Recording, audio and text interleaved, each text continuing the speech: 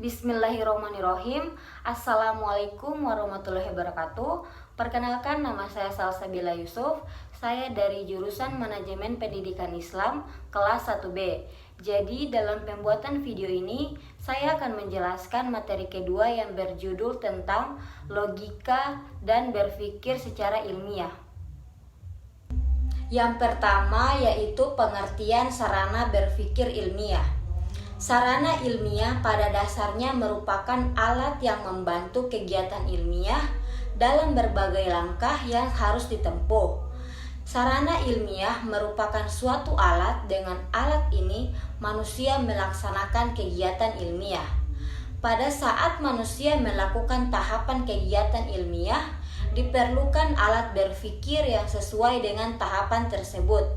Manusia mampu mengembangkan pengetahuannya karena manusia berpikir untuk mengikuti kerangka berpikir ilmiah dan menggunakan alat-alat berpikir yang benar.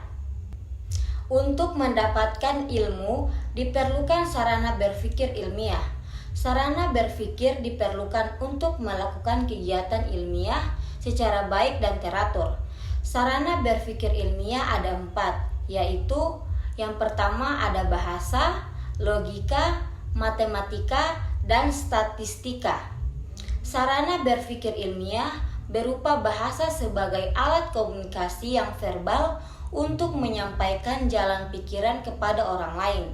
Logika sebagai alat berpikir agar sesuai dengan aturan berpikir sehingga dapat diterima kebenarannya oleh orang lain. Matematika berperan dalam pola berpikir deduktif sehingga orang lain dapat mengikuti dan melacak kembali proses berpikir untuk menemukan kebenarannya. Dan statistika berperan dalam pola berpikir induktif untuk mencari kebenaran secara umum. Yang kedua yaitu tujuan sarana berpikir ilmiah. Tujuan mempelajari sarana ilmiah adalah untuk memungkinkan kita melakukan penelaahan ilmiah secara baik. Sedangkan tujuan mempelajari ilmu dimaksudkan untuk mendapatkan pengetahuan yang memungkinkan kita untuk bisa memecahkan masalah kita sehari-hari. Harus dibedakan antara tujuan mempelajari sarana ilmiah dan tujuan mempelajari ilmu.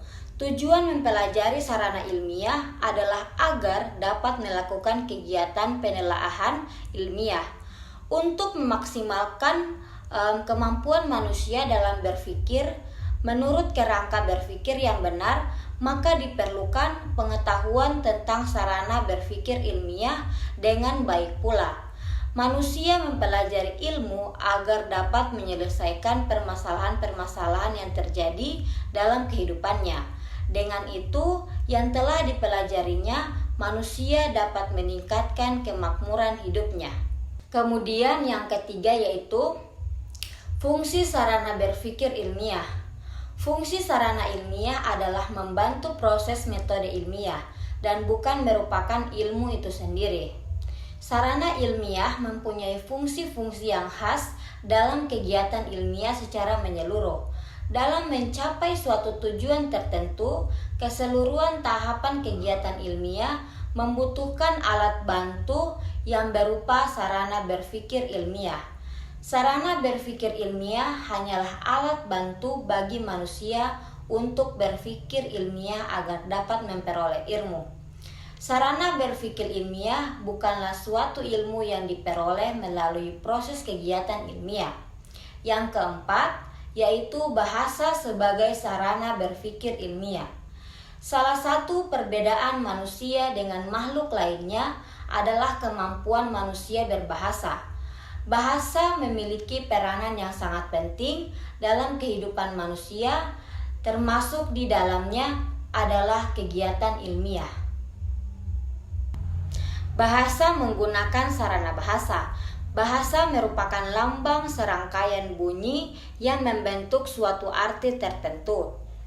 Bahasa merupakan pernyataan, pikiran, atau perasaan sebagai alat komunikasi manusia yang terdiri dari kata-kata atau istilah dan sintaksis.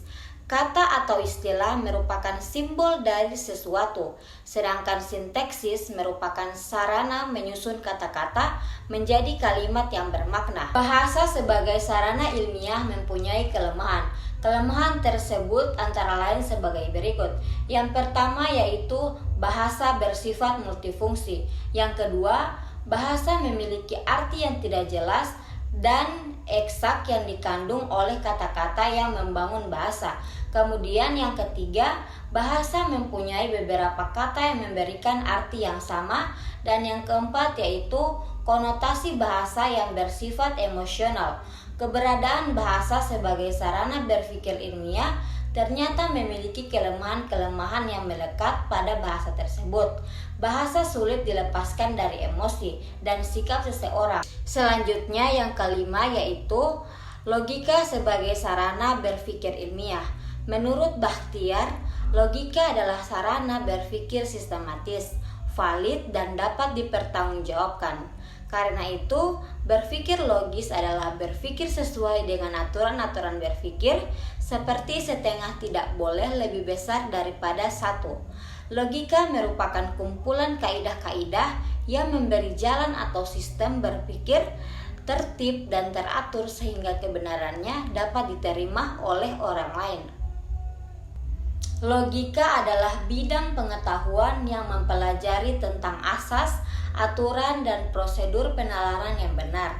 Dengan istilah lain, logika sebagai jalan atau cara untuk memperoleh pengetahuan yang benar. Sebagai sarana berpikir ilmiah, logika mengarahkan manusia untuk berpikir dengan benar sesuai dengan kaidah-kaidah berpikir yang benar.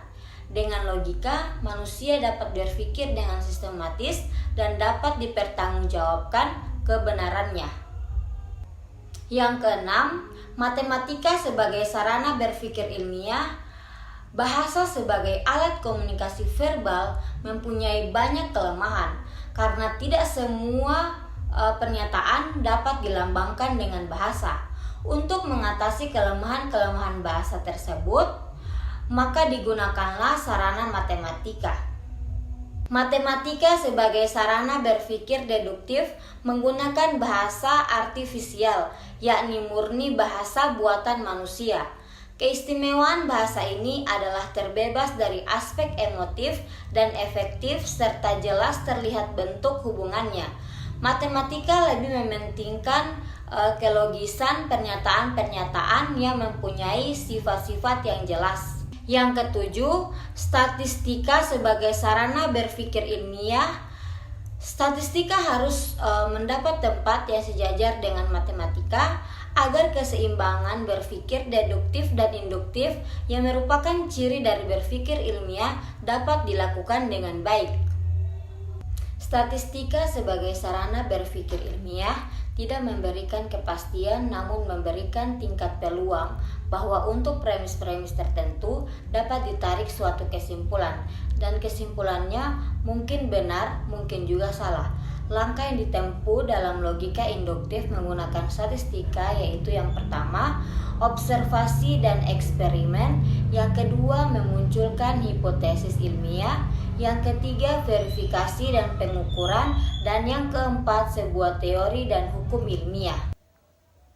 Baiklah, sekian materi yang bisa saya jelaskan. Mohon maaf apabila banyak kekurangan. Wassalamualaikum warahmatullahi wabarakatuh.